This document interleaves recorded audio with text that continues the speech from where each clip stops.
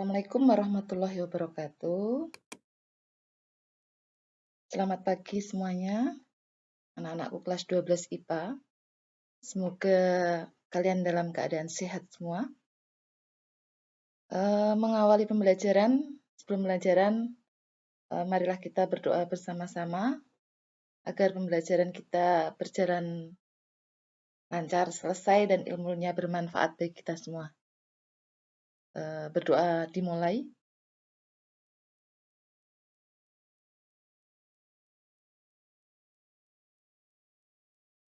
Ya, terima kasih.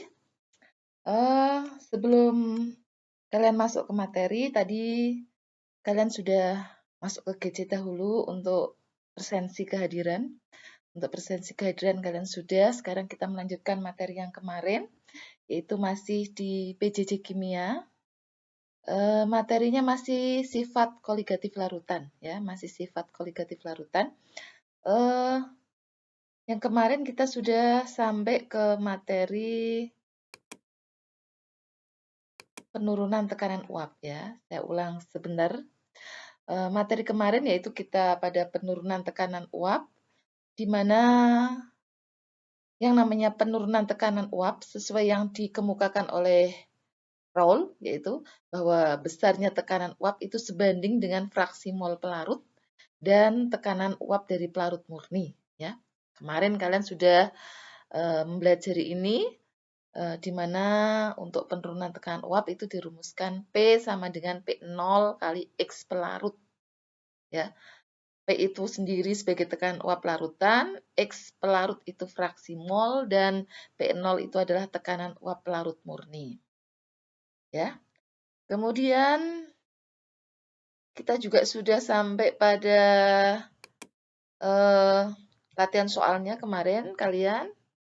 Kemudian juga sedikit kemarin sudah disinggung tentang tabel atau diagram tekanan terhadap suhu, ya. Nah, di sini sekalian sudah mempelajarinya. Ini ada bahwa suhu ketika tekanan di atas permukaan zat cair itu akan sama dengan tekanan udara luar yang disebut dengan titik didih. Nah, besarnya kenaikan suhu itulah yang disebut dengan kenaikan titik didih atau di sini dirumuskan dengan delta TB. Ya. Sehingga kalau dilihat di tabel atau diagram ini, di sini ada TB pelarut. Ini TB pelarut itu yang disebut dengan titik didih dari pelarut murni. Nah, di sini, ini titik di sini, ini adalah titik di mana titik didih suatu larutan. Nah, dirumuskan dengan TB larutan. Sehingga selisih antara TB larutan dengan TB pelarut ini yang disebut dengan kenaikan titik didih, ya, delta TB. Nah, yang sebelah sini, yang sebelah kiri, itu ada TF dan TF larutan. Yang namanya TF, ini adalah titik beku, ya. TF itu titik beku pelarut. Titik beku pelarut. Kemudian kalau TF larutan, itu adalah titik beku larutan. Ya. Jadi ketika suatu pelarut ditambahkan dengan apa ini? Suatu zat terlarut, maka akan menghasilkan suatu larutan. Di sini akan mengalami yang namanya penurunan titik beku. Penurunan titik beku. Ya. Jadi kalau tadi suatu zat pelarut ditambahkan suatu larutan, ya, maka akan mengalami suatu kenaikan titik didih.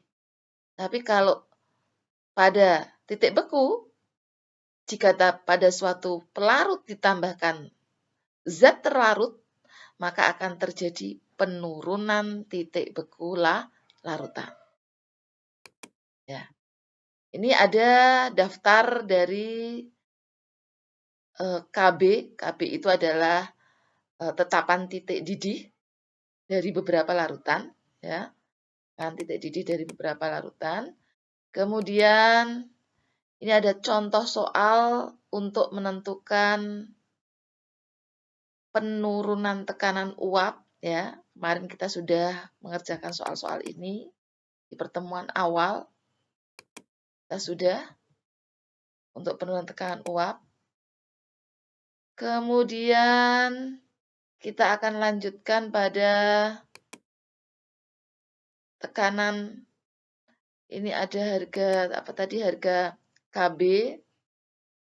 Kemudian ini tadi penurunan tekanan uap, rumusnya sudah kemarin. Kita lanjut pada tekanan osmotik. Jadi yang keempat itu ada tekanan osmotik. Kemarin yang 3 sudah saya jelaskan di pertemuan ketiga, itu bahwa ada tekanan uap, kemudian yang kedua ada kenaikan titik didih, yang ketiga ada penurunan titik beku, dan yang keempat ini adalah tekanan osmotik. Ya. Bahwa berdasarkan Van Hoff, pada larutan ideal berlaku hukum gas ideal, yaitu P sama dengan nRT per V. Ini adalah sesuai hukum gas ideal, tekanan pada hukum gas ideal. Nah, pada tekanan osmotik itu sendiri, ya, di sini dilambangkan dengan P, ya, maka untuk tekanan osmotik itu sama dengan nRT per V. Karena N per V itu sama dengan molaritas larutan atau konsentrasi larutan. Maka untuk P itu sendiri bisa kita rumuskan sebagai MRT. M-nya itu konsentrasi, R-nya tetapan gas ideal, dan T-nya itu adalah suhu mutlak. Ya, itu. Tadi yang dijelaskan di atas itu semua, itu adalah untuk sifat koligatif larutan non-elektrolit. Nah, untuk elektrolit bagaimana? Untuk elektrolit di sini ada suatu penambahan, yaitu ada penambahan faktor Van Hoff, I, yang dirumuskan sama dengan 1 plus N-1 kali alfa, di mana N-nya itu merupakan jumlah ion yang dihasilkan untuk setiap satuan rumus kimia, sedangkan alfanya itu adalah derajat ionisasi. Kalau itu elektrolitnya kuat, maka dianggap sama dengan 1. Kalau elektrolit tidak kuat, antara 0 sampai 1. Seperti dulu kita sudah jelaskan di kelas 10. Ya. Nah, ini contoh, salah satu contoh untuk menentukan titik didih, kenaikan titik didih maupun penurunan titik beku suatu larutan elektrolit. Ya. Di sini contohnya, hitung titik didih dan titik beku larutan H2SO4 0,2 M.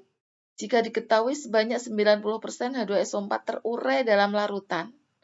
Ini diketahui harga KF airnya 1,86 derajat. Di sini ya, derajat Celcius per molal. Dan KB airnya itu 0,52 derajat Celcius per molal. Maka di sini jika diketahui harga KF, harga alfanya diketahui, alfa 90%, artinya berarti alfanya sama dengan 0,9. Kemudian KB-nya 0,52. Dengan ionisasi H2SO4, ya, larutan H2SO4 itu akan terionisasi menjadi 2H+. Di sini ada ion H+ banyak 2 dan juga ion SO4 2-. Maka jumlah ion yang dihasilkan ada 3. 3 itu dari mana? H+-nya ada 2, SO4-nya ada 1. Jadi 2 ditambah 1 itu sama dengan 3. Maka kita terlebih dahulu, karena kita mengetahui ini adalah larutan elektrolit, maka kita menghitung faktor Van Hoff terlebih dahulu. I sama dengan 1 plus N-1 kali alfa. Nah, ini masukkan 1, N-nya tadi 3, kemudian alfanya 0,9, sehingga ketemu 2,8. Jika ditanyakan titik didih dan titik beku, ya, titik bekunya di sini kita cari dulu dari delta TF, itu adalah penurunan titik beku sama dengan KF kali M kali I sebagai faktor Van Hoff, maka akan ketemu 1,042 derajat Celcius. Ini adalah penurunan titik beku.